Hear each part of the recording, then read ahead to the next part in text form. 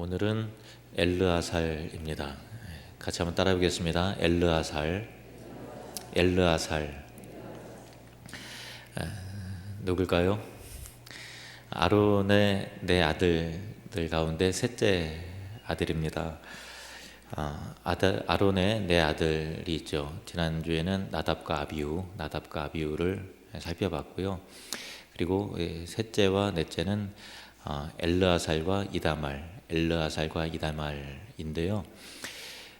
왜 이다말은 제외하고 엘르아살만 살펴보는가 하면은 아론의 뒤를 이어서 대제사장이 된 인물이 엘르아살이기 때문입니다. 엘르아살이라는 이름의 의미는요, 하나님이 돕는 자라는 뜻입니다. 같이 한번 따라 볼까요? 하나님이 돕는 자. 누구라고요? 엘르아살입니다.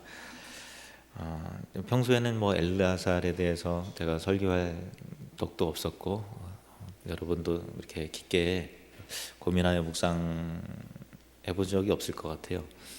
이번 기회에 엘르아살이 이런 사람이었구나라고 하는 그 교훈을 같이 누리고 또 우리 삶에 적용하면 좋겠습니다. 이스라엘이 광야의 여정 속에서 가데스 바네아를 떠나서 호르산에 이르렀을 때 아론이 123세가 되었고요.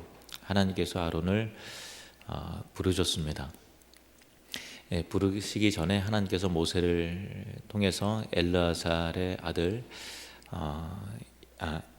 아론을 부르셨고, 아론의 아들 엘르아살을 뒤이어서 대제사장으로 임명을 하셨습니다. 아론이 123세에 호르산에 다다랐을 때 죽게 되었고, 그의 아들 엘르아살을 하나님께서 대제사장으로 임명하시는데, 민수기 20장 26절에 이렇게 나와 있습니다. 민수기 20장 26절 시작.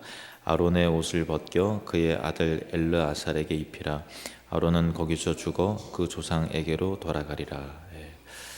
아론의 옷을 벗겨 그의 아들 엘르아살에게 입히라. 아론은 거기서 죽어 그 조상에게로 돌아가리라. 참 아론도 물론 몇 가지 실수도 하고 잘못도 행했지만 모세와 함께 충성스럽게 하나님의 일들을 잘 감당했죠. 한 세대는 지나가고 또 다른 세대가 시작되는 그 시점이에요. 우리 세대도 언젠가 세대가 지나가고 또 다른 세대가 또 하나님의 일들을 감당하게 되겠죠. 우리가 또 새로운 세대이기도 하고 지나가는 세대이기도 하고 언젠가는 또 마무리될 세대인데요. 정말 하나님 앞에서 아름답게 마무리를 잘하고 다음 세대에게 영광스럽게 바통 터치를 잘 하는 저와 여러분이 되었으면 좋겠습니다. 그 엘르아살은 아버지 아론의 뒤를 이어서 대제사장직을 맡았는데 아론에 비해서 덜 유명하죠. 근데 오히려 아론보다도 성경에는 엘르아살이 많이 부각이 되어 있지는 않은데 아론보다도 오히려 그의 삶 가운데 실수가 없었어요. 실수가 없고 하나님께서 맡기신 일들을 충성스럽고 또 끝까지 아름답게 마무리를 잘 하고 눈을 감은 사람이 바로 엘르아살입니다. 특별히 이게 모세의 뒤를 이어서 지도자가 되는 여호수아가 가나안 땅의 정복과 또 정복 이후의 분배, 참 우리 사람들은 분배를 잘해야 되잖아요. 이게 분배가 굉장히 예민해지는 그런 부분이에요. 물론 이제 순종해 이렇게 할 것이 아니라 하나님의 뜻이라는 것 가운데 마땅히 그런 것들을 받아들일 수 있는 영적으로 동기부여가 되고 또 그들 가운데 심령이 부드러워져야만 하나님께서 나누시는 그런 것들을 그들이 잘 자기 몫으로 받아들이는 건 아니겠습니까? 그러니까 이 분배도 중요하지만 분배했을 때 사람들의 심령이 주님의 마음 가운데 합하도록 잘 이끌었던 사람이 엘르아살이었습니다.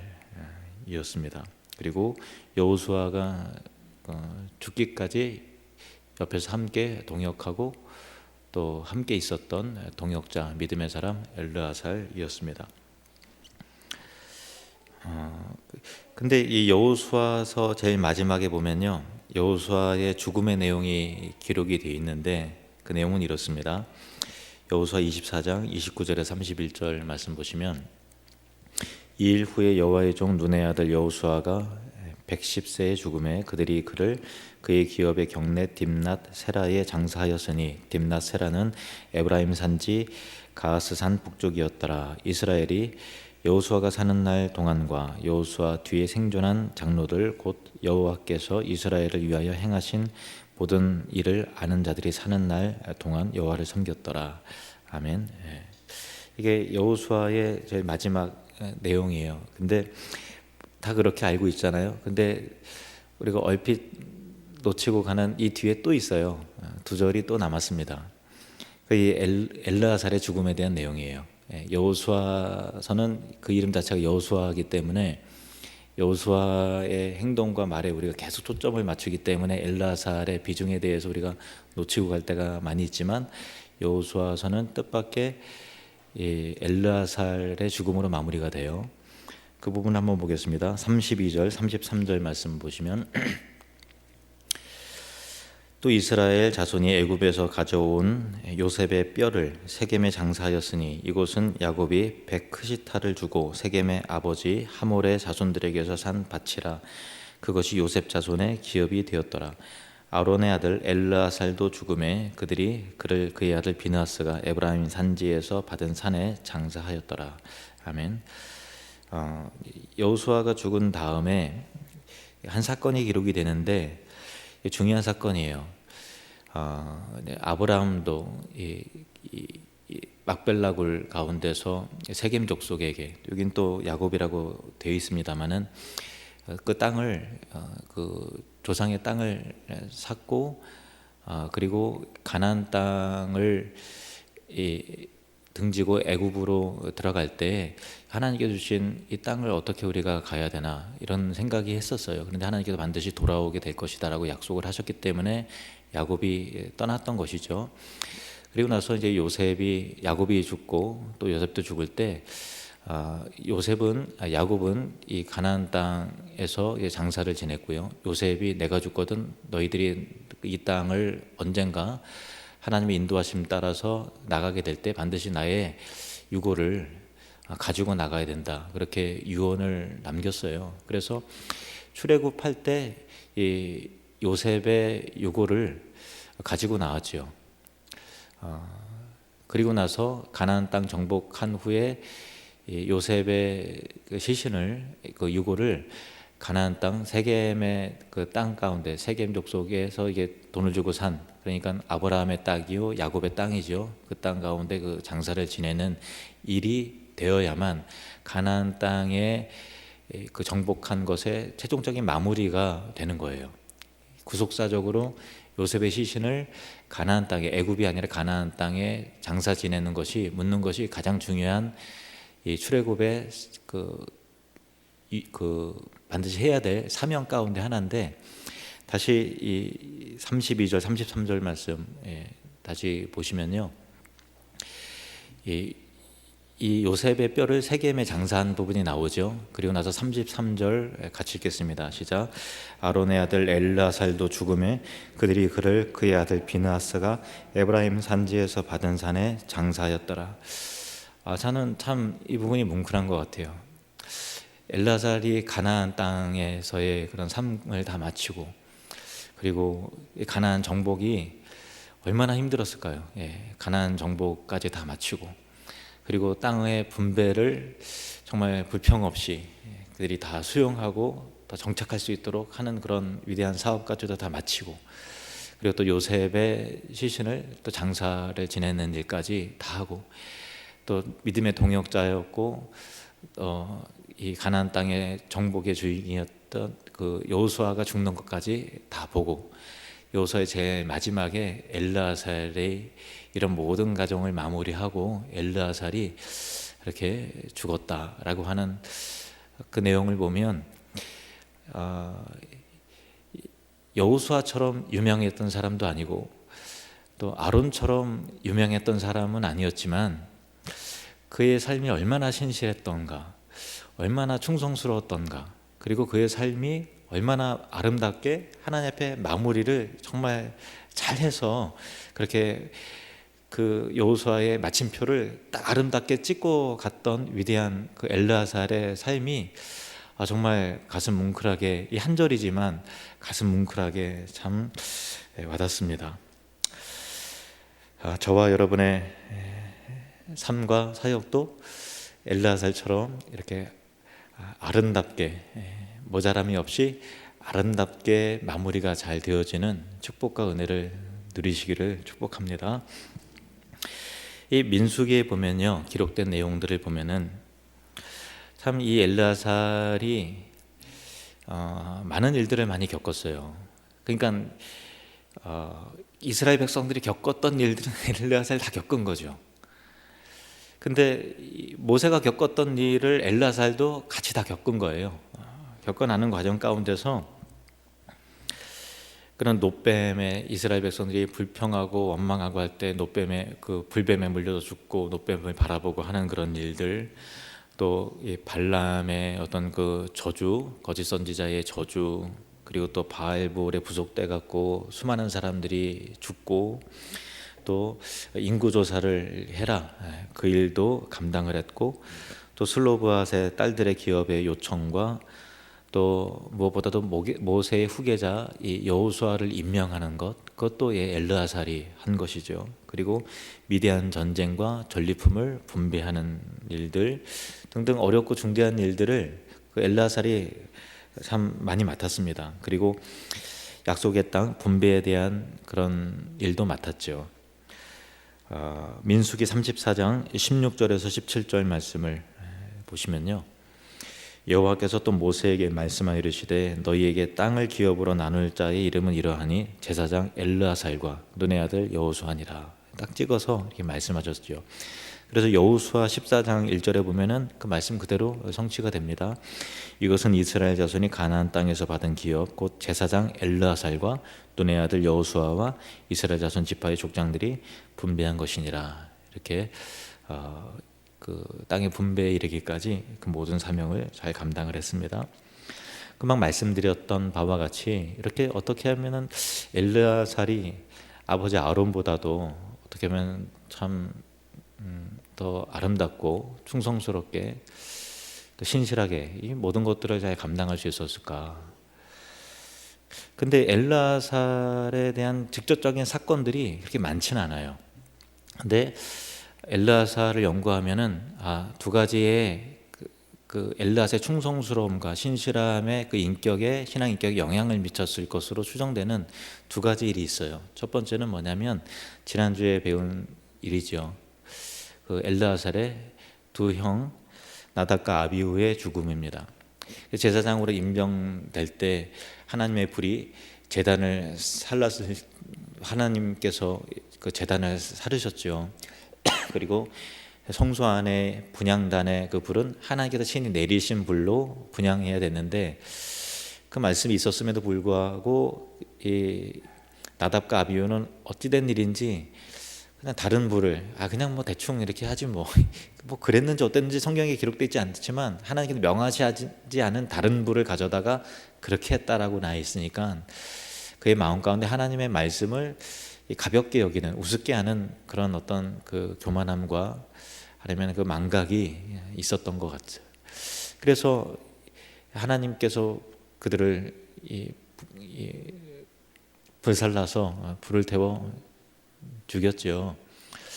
그 일을 통해서 하나님께서 그 엘르아살, 아론과 엘르아살과 이다말에게 너희는 이 일에 대해서 울지도 말고 슬퍼하지도 말라라고 말씀하세요. 그러니까 그 메시지 자체가 하나님의 거룩함과 영광스러움을 드러내야 되는 그런 메시지이기 때문에 인간적인 슬픔을 넘어선 너의 감정과 너의 삶 가운데 하나님의 영광과 말씀을 너는 온전히 드러내야 된다라고 하는 그 교훈을 두 형의 죽음을 통해서 철저하게 각인이 되었던 사람이에요.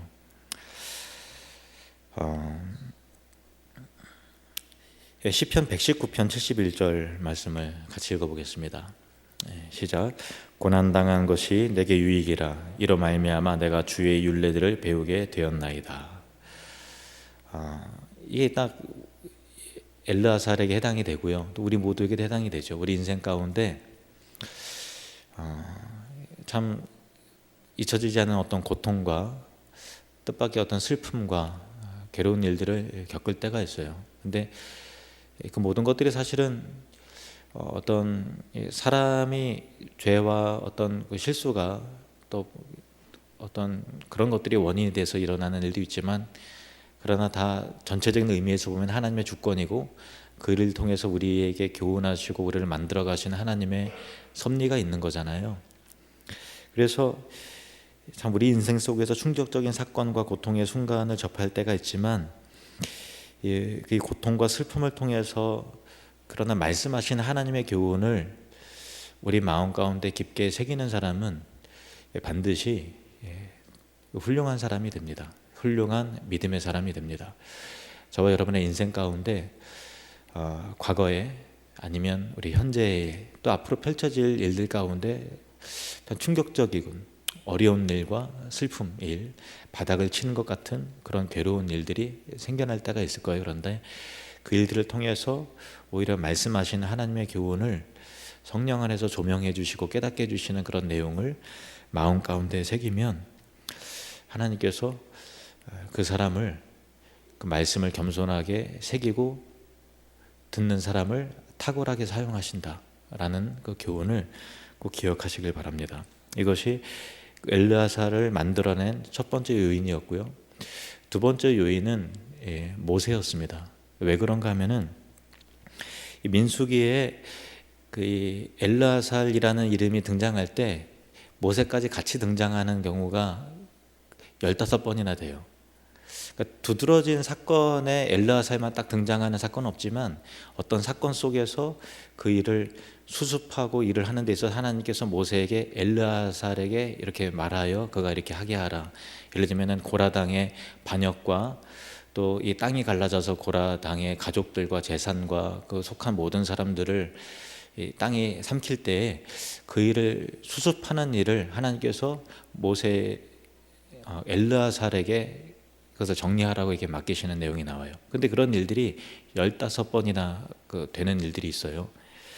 자, 민수기 26장 1절 말씀 보시면, 연병 후에 여호와께서 모세와 제사장 아론의 아들 엘르아살에게 말씀하 이르시되, 좀 엘르아살에게 명하십니다. 모세는 엘르아살에게 전해야 됐어요.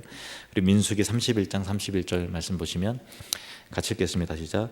모세와 제사장 엘르아살이 여호와께서 모세에게 명령하신 대로 하니라. 아멘. 모세와 제사장 엘르아살이 여호와께서 모세에게 명령하신 대로 해요. 그러니까 하나님께는 모세에게 명령했고 모세는 제사장 엘르아살과 공유함을 통해서 하나님께 순종하고 명령대로 행하는 일들을 같이 해나가는 것이죠. 그래서 이 엘르아살은 이 모세를 통해서 하나님의 말씀을 듣고 모세와 함께 충성스럽게 순종함으로 그 일들을, 그 사명들을 잘 감당하게 되는 것이죠. 그러니까 엘르아살이 등장할 때 모세가 같이 있는 것을 보아 모세가 죽기 전까지 엘르아살은 멘토를 참 잘 만났다, 하나님의 사람을 잘 만났다, 그런 볼 수 있죠. 엘르아살은 모세를 통해서 하나님의 명령과 말씀의 중요성을 옆에서 계속 이 가르침을 받은 것입니다. 그리고 또 모세의 입장에서 보면은 엘르아살이 아론의 뒤를 이어서 훌륭한 대제사장이 될 수 있도록 옆에서 격려하고 세워가면서 위임하면서 계속해서 지도하며 또 좋은 멘토가 모세가 되어준 것이고요. 또 엘르아살은 또 여호수아에게 그 사명을 잘 감당할 수 있도록 좋은 멘토가 또 되어준 것이죠. 우리도 누군가의 영향을 받게 되고요, 반드시 누군가의 영향을 주죠. 나는 어느 누구에게도 영향 안 받는다, 그런 사람 없어요. 나는 어느 누구에게도 영향을 안 준다, 그런 사람이 없어요. 우리는 누군가에게 영향을 받고 누군가에 틀림없이 영향을 주고 있습니다. 지금도 마찬가지고요. 여러분, 엘르아살과 모세의 관계처럼 또 엘르아살과 여호수아의 관계처럼 좋은 영향을 받고 좋은 영향을 주는 그런 그 만남의 복이 있는 하나님의 사람들이 되시기를 축복합니다. 그 엘르아살의 그 충성스러움과 그 사명의 아름다운 완수를 이룰 수 있도록 그의 인격을 형성시켜준 첫 번째 아까 말한 그 사건, 불행한 사건인 듯했지만 결국은 그를 빚어주고 만들어갔던 그런 하나님의 섭리가 있었던 그 사건, 그리고 모세라고 하는 사람, 여호수아라고 하는 동역자. 이것은 엘르아살에게만 해당되는 것은 아니고요, 우리 모두에게 적용이 되죠. 우리는 어떤 사건을 통해서 교훈과 메시지를 얻습니다. 그리고 어떤 사람을 통해서 영향을 주고 받습니다. 우리 모두가 다 마찬가지예요.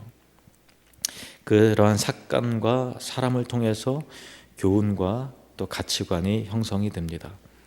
그 사건이 나에게 분명히 아픈 사건이고 고통스러운 사건이라 할지라도 그 일들을 통해서 나를 훌륭하게 다듬으시고 만들어 가시는 하나님의 손길을 믿으시길 바랍니다. 모세를 통해서 엘르아살에게 말씀하신 하나님께서 오늘도 강단을 통해서 또 하나님의 사람을 통해서 설교를 통해서 우리에게 계속해서 말씀하십니다. 하나님의 말씀을 겸손한 마음으로 받고 따르는 사람이 되고 또 누군가에게 좋은 영향을 미치는 멘토가 되기를 바랍니다.